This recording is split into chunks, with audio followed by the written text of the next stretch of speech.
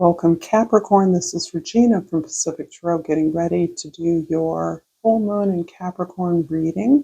Part 1, June 21st, was the first full moon in Capricorn. July 21st is the second full moon in Capricorn. Fairly rare occurrence, but it happens sometimes.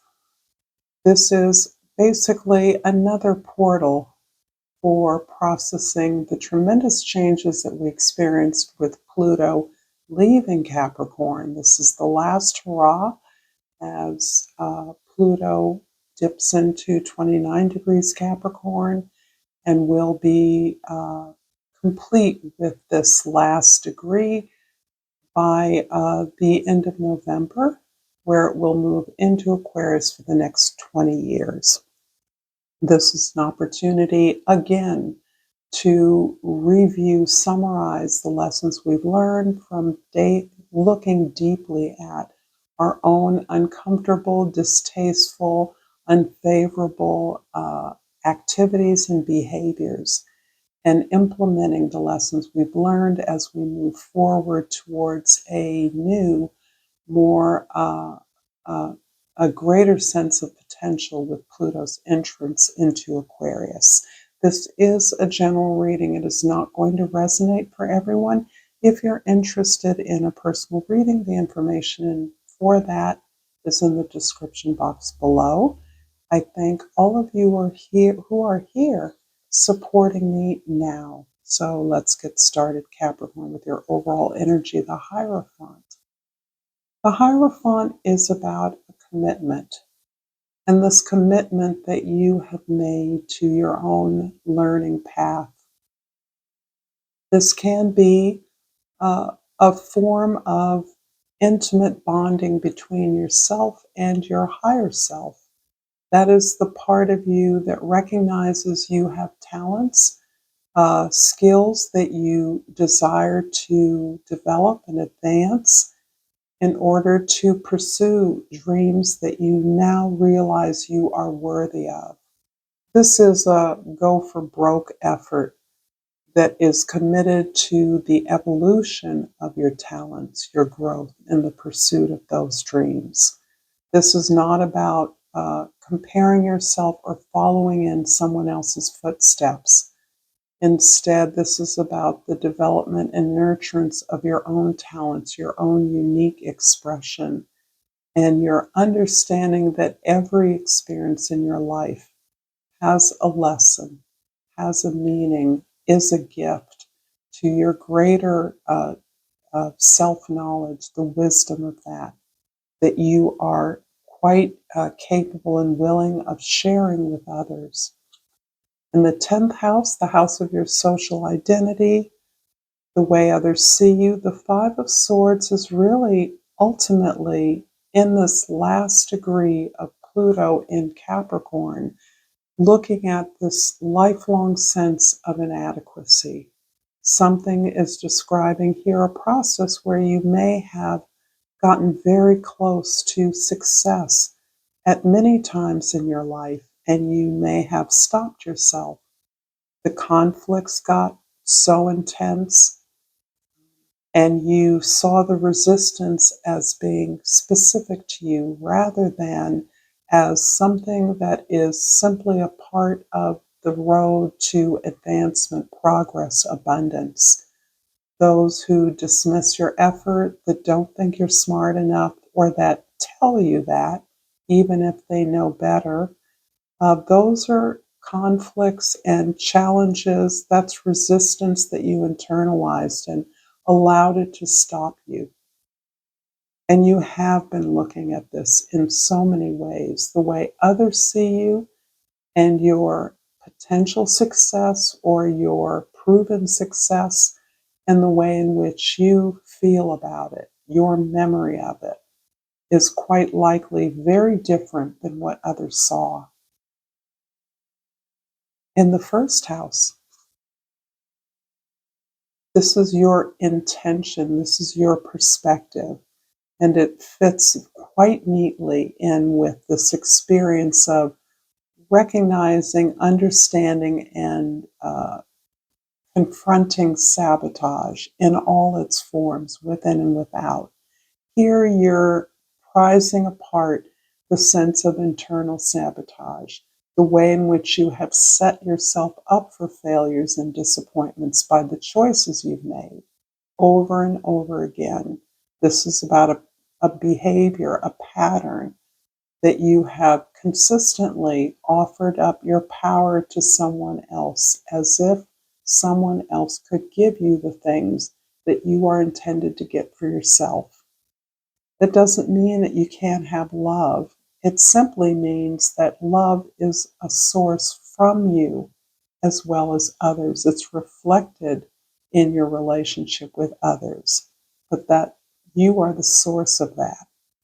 And that is what you have vowed to absolutely understand before you can take another step. You perhaps have been reviewing over and over the many instances that you once thought of as trophies, accumulations, bows in your arrow of love, or arrows in your bow of love. And you are now understanding that those, because of the choices you made, those never coalesced into an experience uh, of love, reciprocal mutual love, in the way that you have thirsted for it. But as you learn to give yourself that love, you're better understanding what it was that you were inappropriately seeking from others.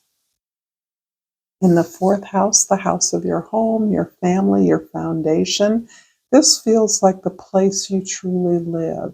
This is a place of collaboration. This is about the community within which you live. This is also about the foundation of whatever practice or profession you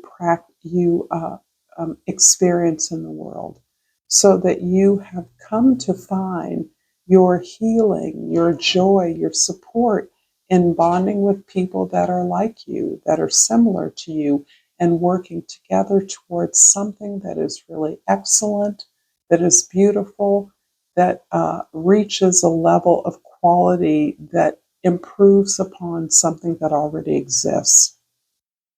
And this collaboration allows you not to be uh, to succumb or comply with someone else's rules. A collaboration is about your ability to work with others on the terms that you together set as a team, so that you identify your strength. Each member identifies their strength, their expertise, and works from that place, occupying the position of leadership, of learner, of follower, equally, so that whatever you create belongs to you and is absolutely infinitely better than what any one of you could have created. In the seventh house of your significant others, here again, we are focusing on the emotions that we are releasing as a result of this process of understanding deeply the illusions that once caused us to choose certain partners or opportunities that only disappointed us, that only led to a failure or incompletion. And failure to launch is something that seems appropriate to this experience of moving passionately towards an opportunity or relationship, only to recognize that love that you are offering, the power that you have given over to another individual, is not reciprocated. And having understood, release the regret, the remorse, the unhappiness, the sadness, the sense of loss that you've experienced over and over again has finally washed you clean, healed this desire to give yourself away, and instead has helped you to create a practice where you give yourself the things that you want, have wanted in the past from others. Understanding now that by giving yourself the love that you seek, that is what is reflected in your relationships, and that is the basis of these positive collaborations. They are an expression of your love, of your willingness to share and give your expertise. If this reading is resonating for you, Capricorn, please like this video, share this with others who may enjoy it, and subscribe to my channel, Pacific Tarot. I have pulled the denial card. I acknowledge my fear, but I replace it with the insight of awareness. And that is some of what is being described here now. If you denied that you were unloved, or that you didn't care about love, or that you were happy being alone, or that your relationships have been wonderful, they just don't happen to be around anymore, that is a form of denial. And this is the awareness that is replacing it. This awareness is this real serious look, brutal honesty with yourself about the role you've played in failures and disappointments, so that you can no longer be a victim. And you don't want to be a victim. You don't need to be a victim. You're empowered. You're so empowered that you're actually able to move into powerful and productive collaborations with others to produce something very worthy, something you are proud of, something that requires your work and effort, and you stand by it. It contains a process. The Hierophant talks about that process of building, of growing. There's never a stasis when you're learning. There's always something new. Even things that we created in the past, we see with new eyes and new understanding. So what was a heartache and a disappointment and a failure in the past, we now see it as a gift of self-knowledge, of awareness. And the flora and fauna of Africa. We must get a card, and I pulled the Caracal. And the key word is opportunity. Trust your intuition and follow through. Be aware of your surroundings and leap at opportunity. I love this. In your first house, the Three of Swords is clarified by the Queen of Earth. In the second house, and the Eight of Earth in the third house. Absolutely. So both the Queen of Earth and the Eight of Earth, or Pentacles, are about the unstinting effort that you invest in the resources and supplies that you have at hand. That can be the literal things that you do to amplify the harvest, the rhythms that you're in sync with. It's also you taking your qualities, your skills, your desires, and improving upon them. Your craft, making it excellent, devoting yourself to it. There's a kind of losing yourself in the joy of creating, in the joy of making something better, in the joy of realizing a maximum harvest. And this is the energy that you speak to. This is what you value now, what you can manifest, what you can make tangible of the experiences that you've had, how it's showing up for you, how you are resulting in this sense of empowerment, work ethic, consistency. And this is really about your investment, your manifestation. You're bringing it down to earth. You're recognizing that you don't need to be perfect.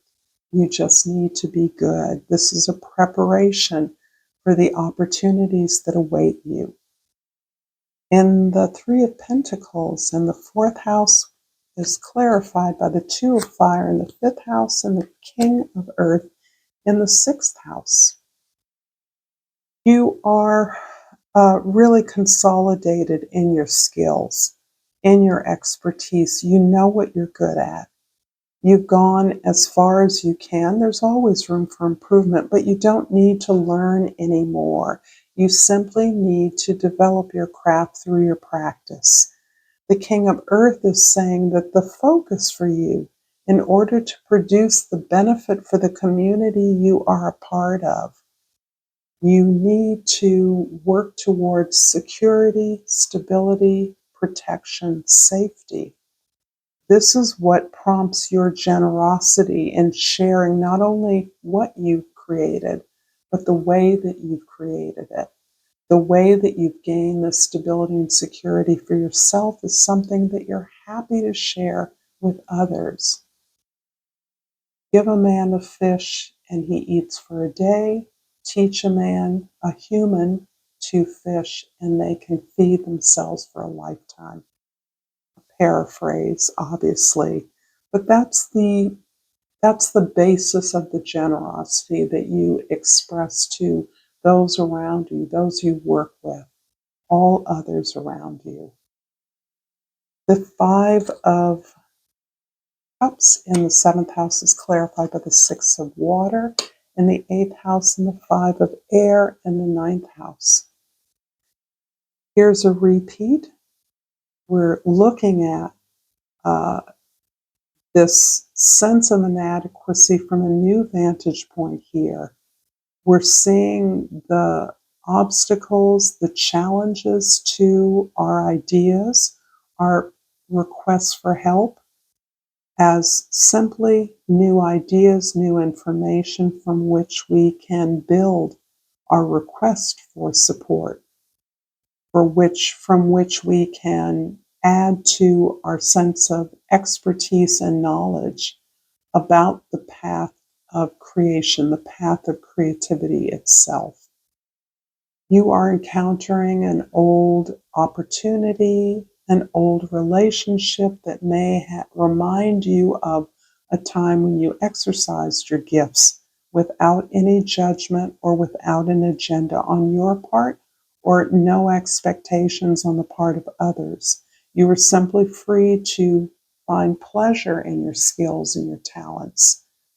That is coming back to remind you of the fact that you have been on this path quite possibly all of your life, that you have flirted with the sense of destiny, the sense of manifestation for your entire life with the spark of your own individual talent and gifts.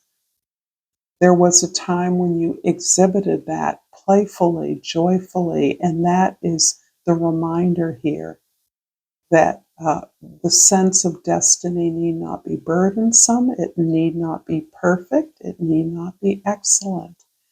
If it were, it would not be a reflection of our experience of life. What you've been through has been challenging, and instead you are now in a position to view all the resistance that you've experienced in the past and that you will continue to experience as you reach for more, as you understand you're deserving of more. You want to express yourself. You feel confident to enter into the competition in a way that felt daunting in the past, that always defeated you in the past. In the 10th house, the Five of Swords is clarified by the Patience card in the 11th house, and the Empress in the 12th house. Well, well. There have been only one, the Hierophant's the only major arcana we have out on the table. So seeing these two is really beautiful and a vindication of the incredible way and gentleness with which you are healing yourself, with which you are really truly facing up to these failures and disappointments in your life, forgiving yourself, understanding the gifts of those experiences, and continuing to be patient. As I just mentioned, perfectionism as a killer, particularly for any creative type. This is about your releasing the way things should look any ideas about that, any assumptions, any comparisons with others, and understanding that your expression, like that of the expression of others, comes from within you. It doesn't come from the way others do it. It comes from what you do, what you know, how you feel. And this is all reflecting on this really powerful sense that you have of being able to create, build, and enjoy the process of that, to make room in your life for love, to understand that you are deserving of the rewards and recognition that you receive, to no longer pushing that away, being uncomfortable with compliments, deferring, deflecting any sense of power or mastery or joy away from yourself because of the discomfort. You are owning your power and stepping into your grace in a way that is satisfying you as the most important person. It's not important to you how others see you now. It's important how you understand and allow yourself to evolve in accordance with the lessons, the gifts that you are receiving and learning. I'm going to finish up this reading, Capricorn, with a yogic path and hope that this has been clear and useful to you. It's hard to know when you're in the flow if I'm even comprehensible, if you even understand, or if I'm making sense at times. I pulled Brahma, and I'm going to look that up in the guidebook.